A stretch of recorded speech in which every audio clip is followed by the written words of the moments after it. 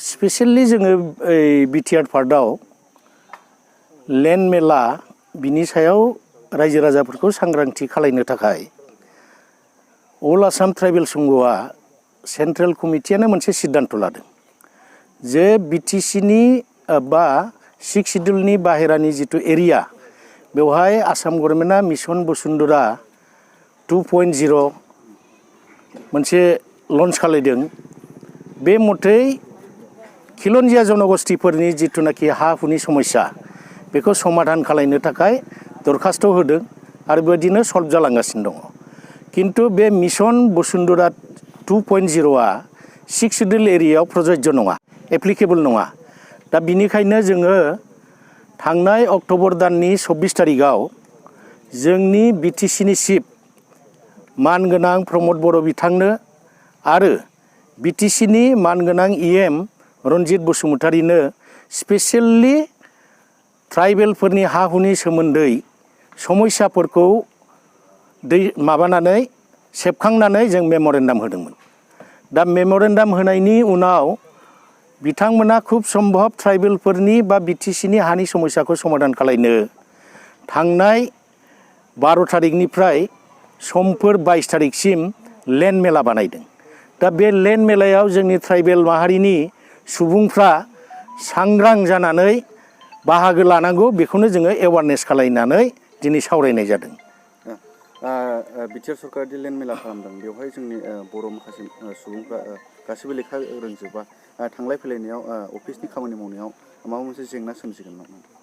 सोमजिनांगौ बायदि मोनाखै। जुदि सोमजियोब्ला जोंनि अल आसाम ट्राइबेल संघआ जिल्ला साब डिभिजन सिभिल बे एरियाखौ लानानै जिल्ला कमिटि दङ आरो मोनसे मोनसे भिसिडिसि एरियाखौ लानानै मोनफा मोनफा प्राइमारि कमिटि दं।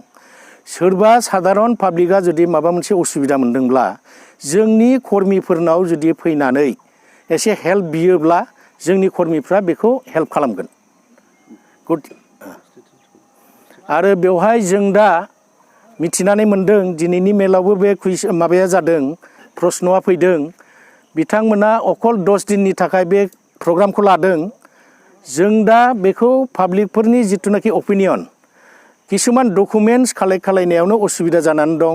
बहुद पाब्लिकफ्रानो बेवहाय दरखास्त होनो बा एप्लाइ खालायनो हाख'नाय नङा। बिनिखायनो जोङो दा बावैनो बिटिसिनि मुरब्बी चिफ प्रमद बर' बिथांनो आरो लेन्ड इएम रन्जित बसुमतारी बिथांनो जोङो मेम'रेन्डाम मोनसे होनानै बे पेरियडखौ एक्सटेनसन खालामनांगौ होननानै आवेदन खालायनो जोङो सावरायलायदों। नै नोंथांमोननि सिगाङाव आं बेखौसो साधारन पाब्लिकफोरखौ आं आपिल खालायनो लुबैदों। जोंनि ट्राइबेल माहारिनि सुबुंफ्रा हानि समस्या गोबांथार दङ।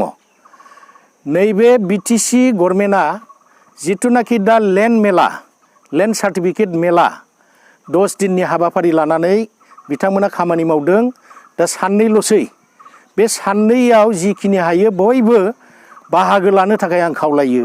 आरो जोङो बिटिसि गभर्नमेन्टखौ जोङो खावलायनो नागिरदों बा दाबि खालायनो नागिरदों बेबायदि प्रग्रामखौ अर्थात टटेल ट्राइबेलफोरनि हानि समस्याखौ समाधान खालायनो थाखाय बिथांमोना आसामाव जेरै मिशन बसुन्धरा लानानै मोनसे खामानि मावगासिनो दं, हाबाफारि लानानै मावगासिनो दङ, बे लेखियानो मोनसे आयेन दानानै, स्पेसियेल आयेन दानानै बिटिसि एरियानि बिटिआर एलेखानि हा हुनि समस्याखौ समाधान खालायनो थाखाय एजेन्डा लानो जों खावलायगोन। बे लेन्ड मेलानि गेजेरजों जायफोरा हानि जेंनाखौ सुस्रांनानै लानो हाया, इयुनाव थालांनायफोरनि थाखाय मा मोनसे बेबस्था लागोन नोंथां? बेबस्थाया बेनो, जों पेरियडखौ एक्सटेनसन खालायनो थिनगोन आरो जुदि गेप जायोब्ला आरो बेखौनो बिथांमोनखौ आरो खालायबावनो थाखाय जों दाबि खालायगोन। जोङो खोनानो मोन्दों गोबां जायगायावनो गोदोनिफ्रायनो मावना जाबोबाय थादों गुबुननि हायावहाय, जेनेबा गुबुन जाथिनि हाखौ बायनानै मावनानै जाबोदोंमोन। नाथाय बेफोरखौ दासिमाव माबायदि खालामगोन, जेनेबा नाम दानस्लायनाय मानायफोराव? बेयाव दा सिम्पलि होदों, दा माबाया बिटिसि गभर्नमेन्टआ नैबे लेन्ड सार्टिफिकेट मेलायाव बिसोरो मोनबाल' आयदा लादों।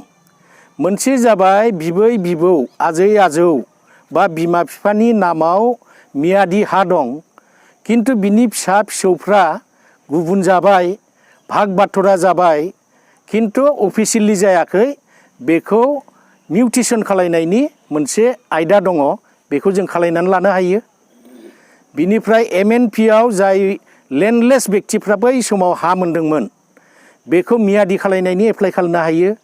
जाय बिथांमोननि नामाव एकसनिया जानानै दङ बेखौ पेरियडिक पाट्टानि थाखाय एप्लाइ खालामनो हायो आरो लेन्ड हल्डिं सार्टिफिकेट एप्लाइ खालामनो हागोन आरो सिटा कपि एप्लाइ खालामनो हागोन। बे मोनबा आयदाखौ लानानै BTC सरकारा नैबे लेन्ड मेलाखौ 10 दिननि कार्जसुचि लानानै लन्च खालायदों।